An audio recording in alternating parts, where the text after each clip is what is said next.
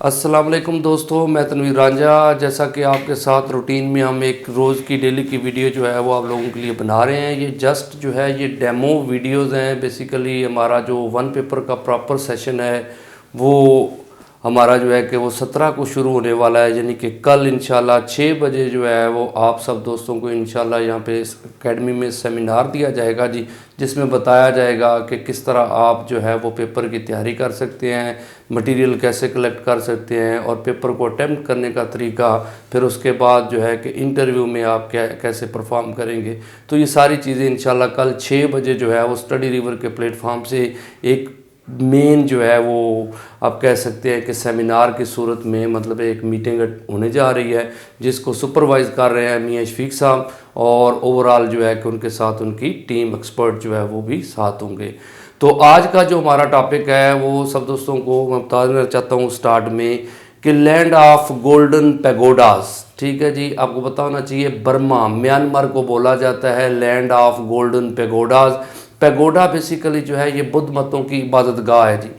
जैसे हमारी मस्जिद होती है तो क्रिश्चियन का चर्च होता है, इसी तरह ज्यूज़ की जो है वो साइनोगॉग या हैकल बोलते हैं जी। इसी तरह आप याद रखिएगा कि जो सिख कम्युनिटी होती है उनका टेंपल या मंदिर बोलते हैं अपना ये गुरुद्वारा जो है, और जो हिंदू कम्युनिटी है उनका टेंपल या उसको मंदिर बोला जाता है। तो इसी तरह आप याद रखिएगा कि लैंड ऑफ गोल्डन पैगोडास जो है वो म्यांमार को बोलते हैं। यहाँ पे बुद्ध मत जो है कम्युनिटी वो रहती है। तो सबसे पहले मैं आपको लेके चलता हूँ म्यांमार के, इसका बॉर्डर जो है जी किन ममालिक के साथ लगता है जी।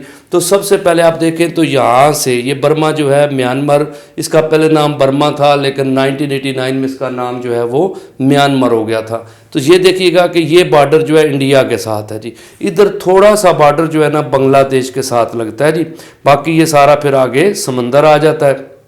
अब याद रखिएगा कि इस साइड पे जो है ये मुल्क है थाईलैंड। आपको पता है थाईलैंड को लैंड ऑफ फ्री पीपल बोला जाता है जी। फिर ये लाओस को आपने याद रखना है कि लैंड ऑफ 1000 एलिफेंट्स ये बोला जाता है जी। ये लाओस का बॉर्डर भी लगता है, और फिर एक बड़ा कंट्री है चाइना।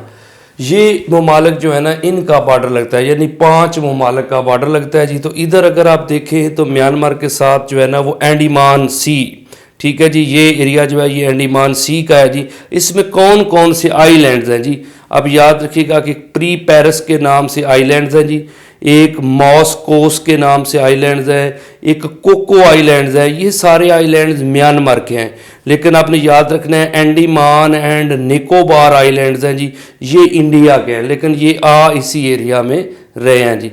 अब याद रखिएगा यहाँ पे गल्फ आ रही है, उसका नाम है गल्फ ऑफ मर्तबान।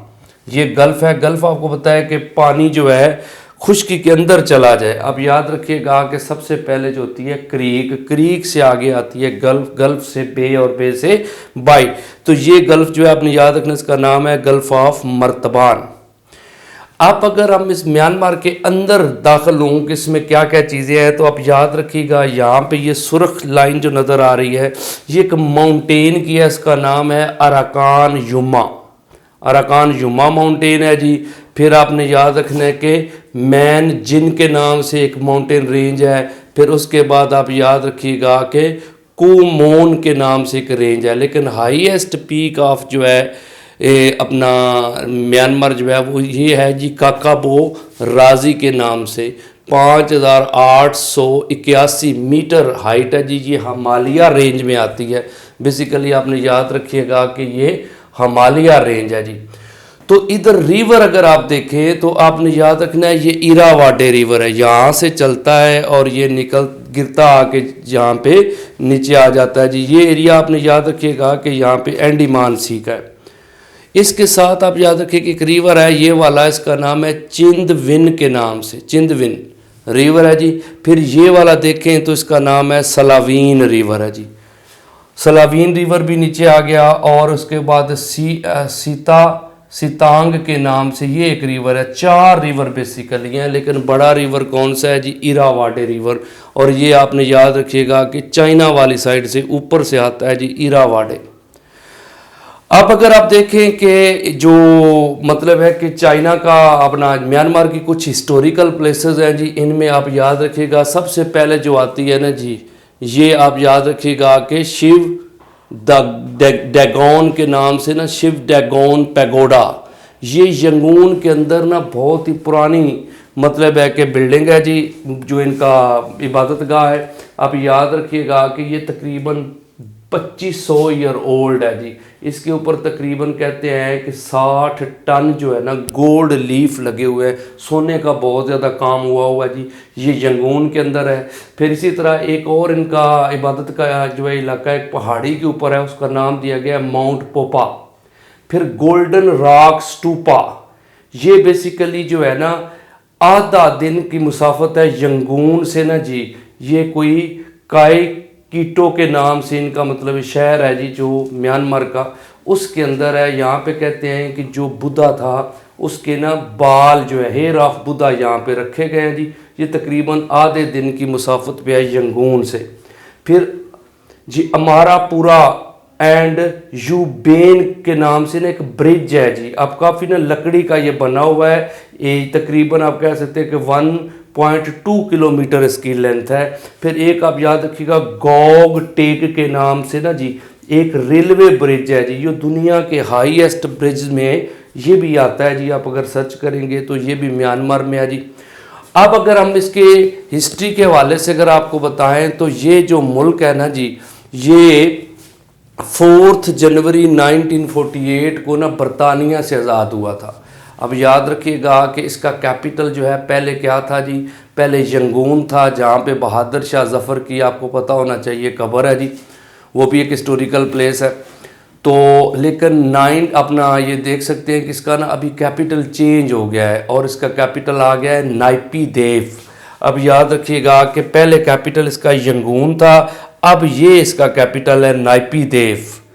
उसके साथ इसकी करेंसी अगर आप देखें तो करेंसी आती है क्यात। क्यात इसकी करेंसी है जी। और आप याद रखिएगा कि जो लैंग्वेज है वो इनकी बर्मी लैंग्वेज ये बोलते हैं जी। और अगर इनकी बैकग्राउंड हिस्ट्री में जाया जाए तो आप याद रखिएगा कि यहाँ पे बरतानिया कैसे आया था। तो 1824 से 1826 में पहली वार हुई है, एंग्लो बर्मीज वार बोलते हैं जी, यानी बर्मा के साथ जो है इनकी पहली वार हुई है। फिर दूसरी वार में 1852 में हुई थी, जिसमें ना ये नीचे वाला साइड जो है ना लोअर बर्मा जो है ये किसके अंडर आ गया था जी, ये बरतानिया ने इस पर कब्जा कर लिया था। लेकिन आप याद रखिएगा कि 1885 में थर्ड एंग्लो बर्मीज वार हुई है, जिसमें कंप्लीट पूरा बर्मा जो है वो किसके अंडर आ गया था जी, बरतानिया के। और वो ना सिर्फ इनके अंडर आया है बल्कि इन्होंने क्या कर दिया था जी, इन्होंने इसको इंडिया का प्रोविंस बना दिया था। क्वेश्चन यहाँ पे आता है कि ये 1885 से लेके 1937 तक किसका हिस्सा रहा है जी, ये इंडिया का हिस्सा रहा है एज ए प्रोविंस। लेकिन 1937 में इसको क्या कर दिया गया था जी, सेपरेट कर दिया गया।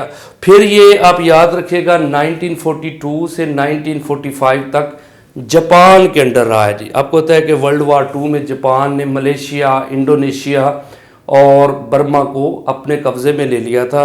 लेकिन जब उनसे ये निकले हैं ना जी, तो उसके बाद फिर जो है कि दोबारा ये यूके के अंडर ही रहे और फिर 1948 में इनकी आज़ादी हुई है। लेकिन इससे पहले आपको बता दूं कि एक ना बहुत ही दफ़ा क्वेश्चन आता है आन सैन सूकी। इसका वालिद जो है ना ये भी पॉलिटिकल लीडर था जी। आन एंग सान जो है 1947 में इसको असैसिनेट कर दिया गया था। लेकिन जब 48 में इनको पावर मिली है ना जी, तो आप याद रखिएगा कि यू नू के नाम से, यू नू ये बेसिकली इनका लीडर बना था, जो 1948 से 1962 तक रहा। लेकिन 1962 में आप याद रखें कि एक जर्नल आया जी, जनरल नी विन, ये आया और इसने मिलिट्री कू किया था। और ये कब तक रूलर रहा है जी, 1962 से 1988 तक। अब याद रखिएगा कि 88 के बाद लोगों ने प्रोटेस्ट किया और नी विन जो है इसको हटा दिया गया जी। 1989 में बर्मा का नाम भी चेंज हुआ था। आप याद रखिएगा कि 1989 बर्मा जो है उसको म्यांमार डिक्लेयर कर दिया गया था जी। और 1989 में ना ये जो आंग सैन सूकी है ना जी, जिसका मैंने आपको पहले इसके वालिद का बताया जी, तो ये 1989 में अरेस्ट हो गए थे जी, और 91 में इसको क्या दिया गया जी, 1991 में नोबल पीस प्राइज़ दिया, और ये 2010 में रिलीज़ हुई थी, और इसने रिसीव जो नोबल प्राइज़ किया है 2010 में। तो ये आप याद रखिएगा। एक यहाँ की एक और पर्सनैलिटी आपने याद रखनी है, यू थांट। यू थांट जो है ये सेक्रेटरी जनरल रहा है जी। अब याद रखिएगा कि सेक्रेटरी जनरल 1961 से 1971 ये पहला सेक्रेटरी जनरल है जी जो एशियन, आप कह सकते हैं बड़ी दफ़ा क्वेश्चन में आ चुका है कि first Asian secretary general of UNO वो है यू थांट, इसका तल्लक है म्यांमार से। तो अब याद रखिएगा जी कि ये कुछ चीज़ें थी जो म्यांमार के हवाले से। इंशाल्लाह नई वीडियो के साथ हाज़िर होंगे जी, और जो है कि अब तक इतना ही जी। Thank you.